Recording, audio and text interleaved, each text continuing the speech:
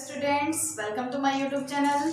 आज हम एक्सरसाइज 1.3 करेंगे। एक्सरसाइज 1.3 करने से पहले हम इस थ्योरम को समझेंगे, क्योंकि इस थ्योरम का यूज एक्सरसाइज 1.3 के क्वेश्चंस को सॉल्व करने में करना पड़ेगा। इसलिए हम सबसे पहले इस थ्योरम को समझेंगे और फिर इसके आधार पर उसको सॉल्व करेंगे। देखिए क्या दे रखा है। मान लीजिए P एक अभाज्य संख्या है। अभाज्य संख्या मतलब एक ऐसी संख्या जिसका एक और अपने अलावा कोई गुणनखंड नहीं होता है। ठीक है, तो P के अभाज्य गुणनखंड क्या होंगे, या एक या P। आगे ने क्या कहा, यदि P a स्क्वायर को विभाजित करती है तो P a को भी विभाजित करेगी, जहां a एक धनात्मक पूर्णांक है। P a स्क्वायर को विभाजित कर रही है, ठीक है, तो P a को भी विभाजित करेगी। ठीक है, तो हम देखिए सबसे पहले मान लेते हैं, हम मान लेंगे कि a जो है a के अभाज्य गुणनखंड P1 P2 P3 इस तरीके से Pn तक a के अभाज्य गुणनखंड है। ठीक है, अगर मैं इसका वर्ग करूं a स्क्वायर का तो क्या हो जाएगा, P1 P2 P3 और ये Pn। इसी प्रकार से यहाँ हो जाएगा P1 P2 P3 और ये हो जाएगा Pn। क्यों, क्योंकि इसकी देखिए हमें दो बार गुणा करने पड़ते हैं। यहाँ पे दो बार किया तो यहाँ पे भी, तो ये हो जाएगा a स्क्वायर बराबर P1 square P2 square P3 square और Pn स्क्वायर। यानी कि a स्क्वायर के अभाज्य गुणनखंड क्या आए हैं, P1 square P2 square P3 square dot dot dot Pn square. ठीक, अब इन्हें क्या क्या रखा है कि यदि P a स्क्वायर को विभाजित करता है, ठीक है, यदि P a स्क्वायर को विभाजित करता है, ठीक है, इसे विभाजित करता है a स्क्वायर को, ठीक है, कोई संख्या किसी दूसरी संख्या को विभाजित करती है तो इसका मतलब उसके अभाज्य गुणनखंड में वो संख्या आती है। ठीक है, तो इन्हें कहता है P a स्क्वायर को विभाजित करता है, यानी सिंपल सी बात है कि a स्क्वायर के जो अभाज्य गुणनखंड है उसमें P आनी चाहिए। a स्क्वायर का अभाज्य गुणनखंड क्या है, P1 square P2 square P3 square और Pn स्क्वायर। ठीक है, लेकिन इसके अभाज्य गुणनखंड में क्या है, P नहीं है। देखिए यहाँ पे P नहीं है, बल्कि क्या है, P1 square P2 square P3 square Pn square है। ठीक है, तो P a स्क्वायर को विभाजित करता है, कब विभाजित करेगा, जब a स्क्वायर के गुणनखंड में P आएगा। ठीक है, तो a स्क्वायर के गुणनखंड में यदि P होगा तो P a स्क्वायर को विभाजित करेगा, और अगर P a स्क्वायर को विभाजित करेगा तो P a को भी विभाजित करेगा। क्लियर, आई होप आपको ये समझ में आया होगा। अब हम इसी बेस पर एक्सरसाइज 1.3 क्वेश्चन नंबर 1 सिद्ध कीजिए कि √5 एक अपरिमेय संख्या है। अपरिमेय संख्याएं क्या होती है, ऐसी संख्याएं जिन्हें P/Q के रूप में नहीं लिखा जा सकता, उन संख्याओं को अपरिमेय संख्याएं कहते हैं। ठीक है, तो हम प्रूफ करेंगे। इसके लिए हम क्या करेंगे, देखिए जो हमें प्रूफ करना है उसका अपोजिट लेकर के चलते हैं। ठीक है, उसका अपोजिट लेकर के चलते हैं, यानी कि √5 को अपरिमेय सिद्ध करना है तो हम परिमेय मान करके चलेंगे। हमने माना कि √5 एक परिमेय संख्या है, तो √5 एक परिमेय संख्या P/Q के बराबर दिखाया, जहाँ P और Q क्या है, धनात्मक पूर्णांक है, Q 0 के बराबर नहीं होना चाहिए। ठीक है, और P और Q का एक ही उभयनिष्ठ गुणनखंड है जो कि 1, ठीक है, जो कि क्या है, 1 है। तो HCF P और Q का क्या है, 1 है। क्लियर, यानी कि P और Q का उभयनिष्ठ गुणनखंड क्या है, 1 है।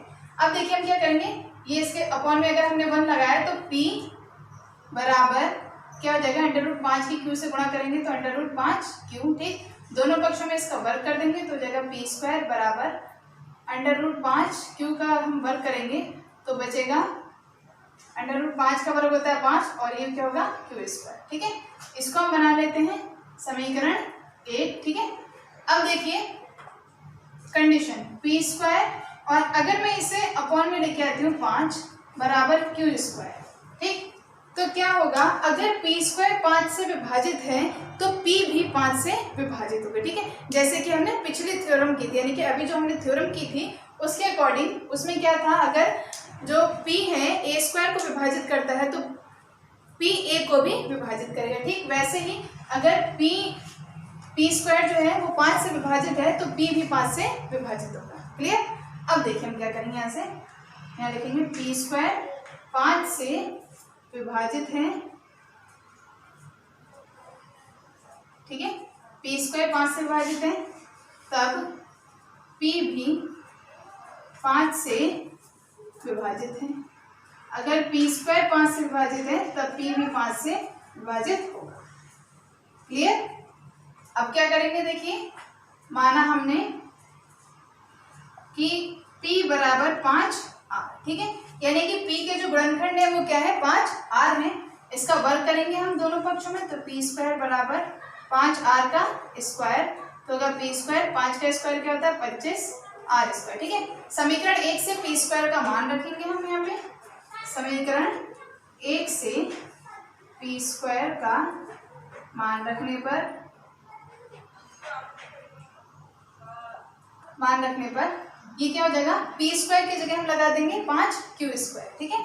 तो हम यहाँ पे p स्क्वायर की जगह क्या लगा देंगे 5q स्क्वायर बराबर बचेगा 25r स्क्वायर, 5 एकम 5, 5 पंजे 25, तो q स्क्वायर बराबर क्या हो जाएगा 5r स्क्वायर, ठीक है। यानी क्या हो गया, q स्क्वायर बराबर 5r स्क्वायर। ठीक यही कंडीशन हम यहाँ पे बनाते हैं, देखिए q स्क्वायर और ये अपॉन में चला जाएगा 5 बराबर क्या बच जाएगा r स्क्वायर, यानी कि अगर q स्क्वायर 5 से विभाजित है तो q भी 5 से विभाजित होगा, ठीक है। अगर q स्क्वायर 5 से विभाजित है तो q भी 5 से विभाजित होगा। तो हम यहाँ क्या लिखेंगे, q स्क्वायर 5 से विभाजित है, ठीक है, तब q भी 5 से विभाजित होगा।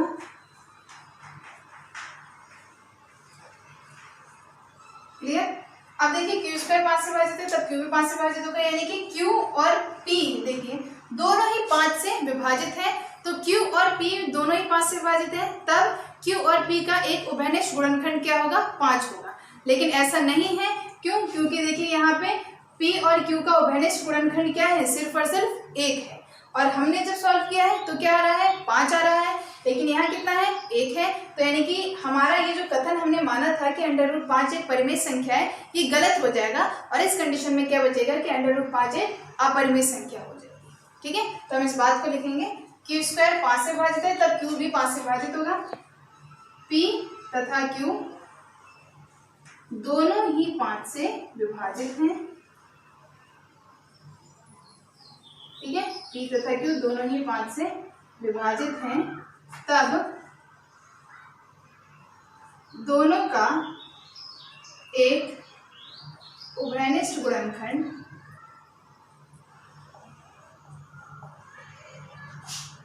5 होगा, ठीक है। दोनों 5 से विभाजित है तो उभयनिष्ठ गुणनखंड 5 होगा, परंतु यह विरोधाभास है,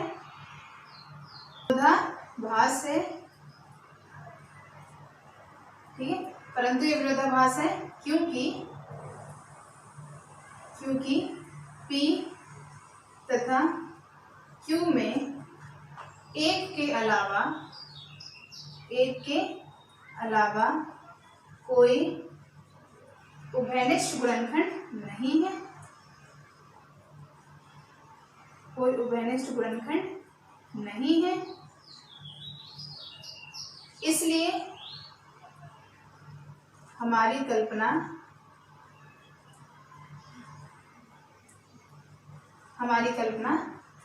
क्या थी कि √5 एक परिमेय संख्या है,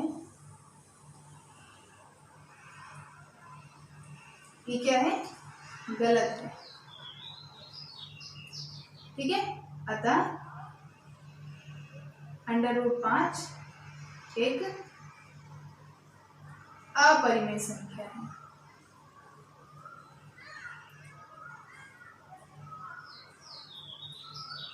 ठीक है, जब हमारी कल्पना गलत हो गई कि √5 एक परिमेय संख्या है तो क्या बचेगी, √5 एक अपरिमेय संख्या बचेगी, ठीक है।